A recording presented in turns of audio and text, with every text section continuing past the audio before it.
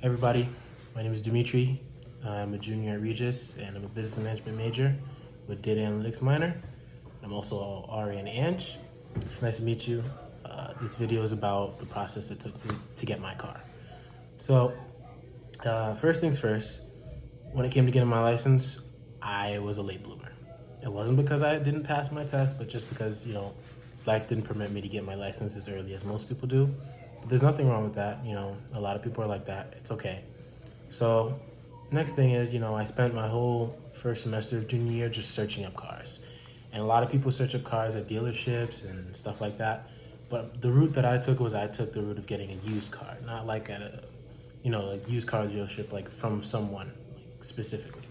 So I used Facebook Marketplace because it was an easy place to see cars and kind of just see them all at once and see what I needed and what I liked. What I didn't like. Prices were very affordable. I have a 2000 GMC Jimmy truck and I bought it for $850. So like the process for my truck and to get it ready so that I can actually use it the second semester on campus was hectic. And for anyone getting a car, no matter what process you use, brand new, a loan, doesn't matter, it will always be hectic.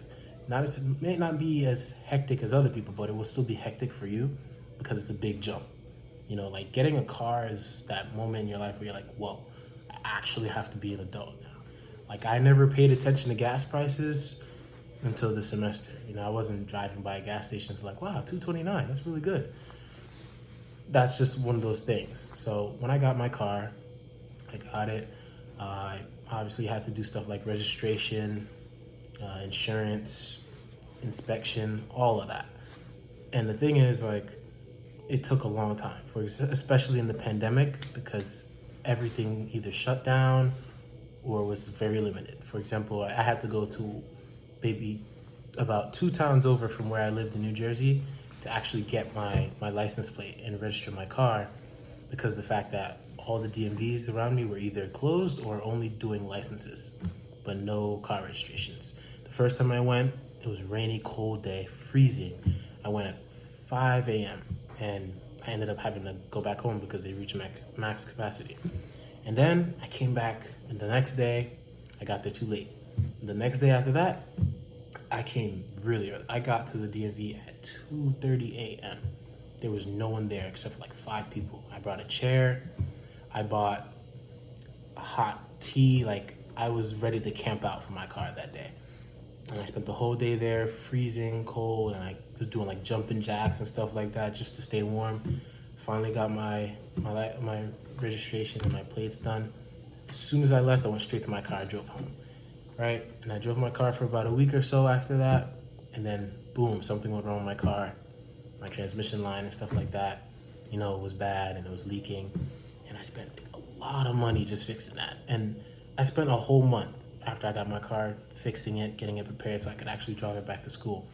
And I guess my advice when it comes to getting cars is that be prepared to start realizing that your priorities are more important than what you think they are. When I got my car, I'm like, okay, I have to start paying attention to how much money I spend, stuff like that.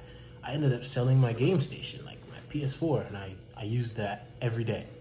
And now I don't have one. I haven't played a video game in like months, because the fact that I realized a PlayStation is not as important as my car. I can make some money on my PlayStation and use that for my car. Same thing with insurance. I didn't realize how expensive insurance would be, especially as a beginning driver. And stuff like that, just like, it's just crazy, So I started to realize that my priorities in life were way more important than what I thought they were.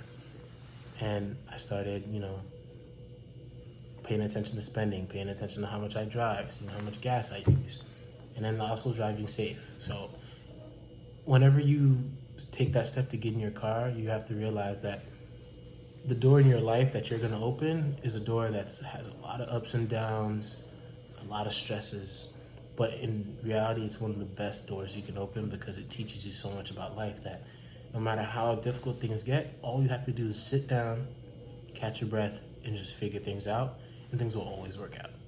You just have to be a little patient. That's the big thing that I learned from getting my car, is that I have to be patient. There were times I was so frustrated, I was like, honestly, I'm just gonna sell this car. I don't want it anymore. I'm so annoyed because I had to fix something else. But that's just what happens, you have to be patient and you have to let things sometimes go the course that they're meant to go so that you can learn your lesson and move into a different chapter of your life.